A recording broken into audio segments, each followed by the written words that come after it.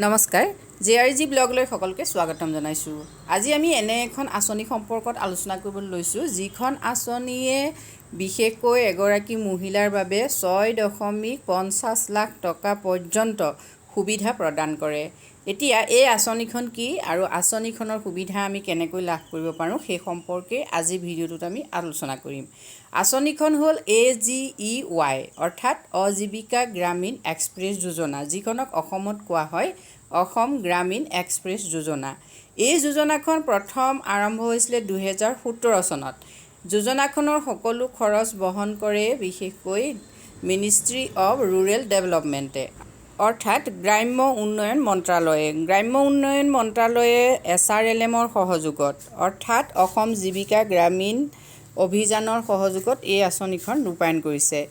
এই আঁচনিখনৰ মূল উদ্দেশ্য হৈছে যিসকল SHG মহিলা আছে, দুখীয়া যিসকল মহিলা, সেই মহিলাসকলক অৰ্থনৈতিকভাৱে সবল কৰি তোলাটোৱেই হ'ল এই আঁচনিখনৰ উদ্দেশ্য। এতিয়া SHG মহিলাসকলক বিশেষভাৱে জীৱিকা নিৰ্বাহৰ এটা উপায় দিব বিচাৰে এই আঁচনিখনৰ জৰিয়তে। গতিকে আৰু তাৰ লগতে আঁচনিখনৰ অন্য এটা উদ্দেশ্য হ'ল যিবিলাক গ্ৰাম্য অঞ্চল, যিবিলাক অঞ্চলত পৰিবহণৰ অসুবিধা আছে, সেই পৰিবহণৰ সুবিধা প্ৰদান কৰাৰ লগতে বিভিন্ন ধৰণৰ যোগাযোগ ব্যৱস্থা উন্নত কৰি তোলাৰ বাবে এই আঁচনিখন প্ৰস্তুত কৰা হৈছিলে। আঁচনিখনৰ সুবিধা বিশেষকৈ সেইসকল মহিলাকহে দিয়া হ'ব যিসকল মহিলা SHG গোটৰ লগত জড়িত। আৰু এই মহিলাসকলক কেনেকৈ নিৰ্বাচন কৰা হ'ব সেইটো এটা গুৰুত্বপূৰ্ণ কথা, যিহেতু CLF মানে ক্লাষ্টাৰ লেভেল যিটো অৰ্গেনাইজেশ্যন থাকিব বা কমিউনিটি বেছ যিবিলাক অৰ্গেনাইজেশ্যন আমাৰ আছে, সেই কমিউনিটি বেছ অৰ্গেনাইজেশ্যন যেনে CLFহে কি হয় SHG মহিলাসকলক নিৰ্বাচন কৰি উলিয়াব যিসকলক এই আঁচনিৰ সুবিধা দিব পাৰে। আৰু এই আঁচনিৰ সুবিধা ল'বলৈ হ'লে SHG সদস্যাগৰাকী বিশেষকৈ ড্ৰাইভিং লাইচেঞ্চ থাকিব লাগে। যদি তেওঁৰ নাথাকে তেতিয়াহ'লে তেওঁ পৰিয়ালৰ কাৰোবাৰ ড্ৰাইভিং লাইচেঞ্চ থাকিব লাগিব আৰু তেতিয়া কি হয় এই সুবিধাটো আচলতে পায়।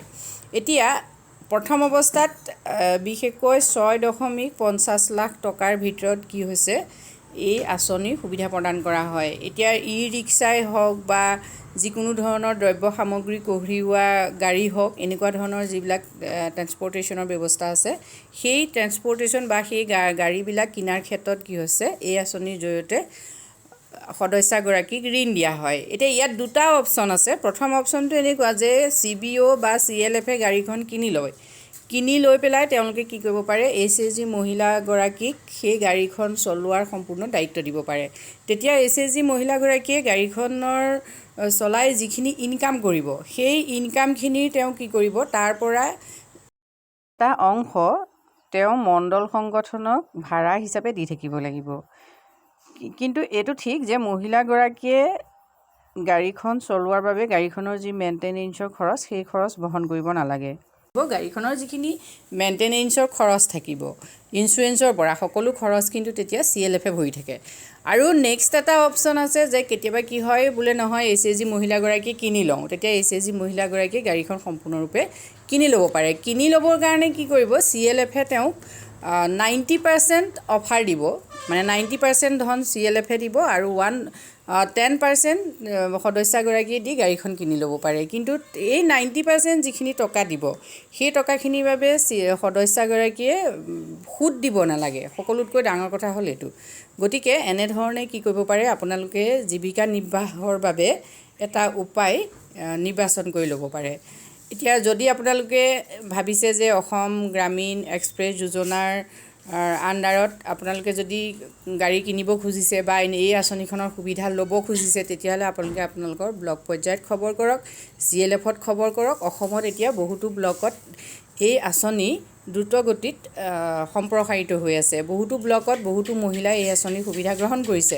গতিকে আপোনালোকেও যদি আপোনালোকেও এই সুবিধা ল'ব খোজে তেতিয়াহ'লে আপোনালোকে CLFৰ লগত যোগাযোগ কৰক। আজিলৈ ইমানেই, ধন্যবাদ।